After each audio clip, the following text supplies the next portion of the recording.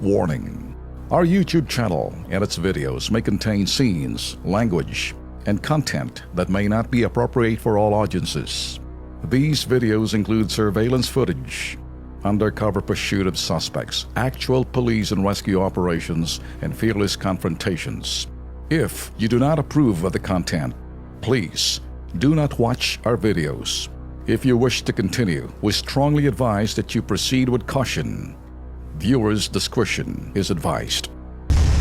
Sa kalsada kapag nagkaaberya, siguradong maraming madidisgrasya. Tulad ng eksenang ito, naaktuhan ng Kilos Pronto. Konting ingat po sa mga sa kalsada. Isang aksidente na naman po ang naaktuhan po ng Kilos Pronto dito po sa lungsod ng Quezon. Babala po sa mga motoristang nanonood, lalo na sa mga nakamotor. Panoorin po natin.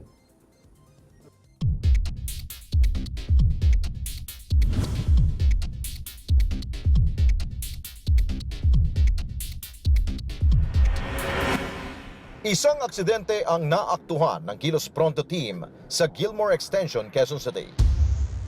Nakaupo sa tabi ng kanyang sumemplang na motor si Noe Recto habang ang hindi maipinta ang mukhaan sa inis ang driver ng itim na kotse na ito na natanggal ang bumper. Kung kasalanan ko yan, dapat tumalsik siya dyan kasi padiretso ako.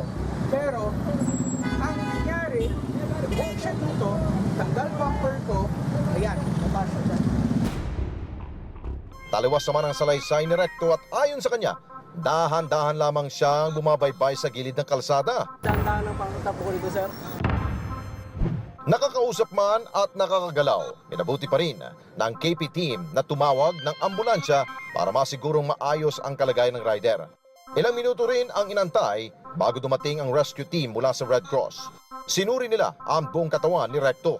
Ayon sa MMDA, lubhang mapanganib ang pag-overtake sa kanan, lalo na ng mga nakamotorsiklo.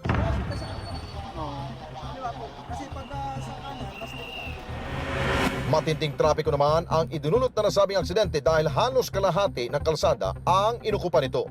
Dahil hindi nagkaaregluhan ang dalawang panig at walang umaamin kung sino ang may sala, demanda kontra demanda ang kanilang magiging labanan. O ingat po tayo.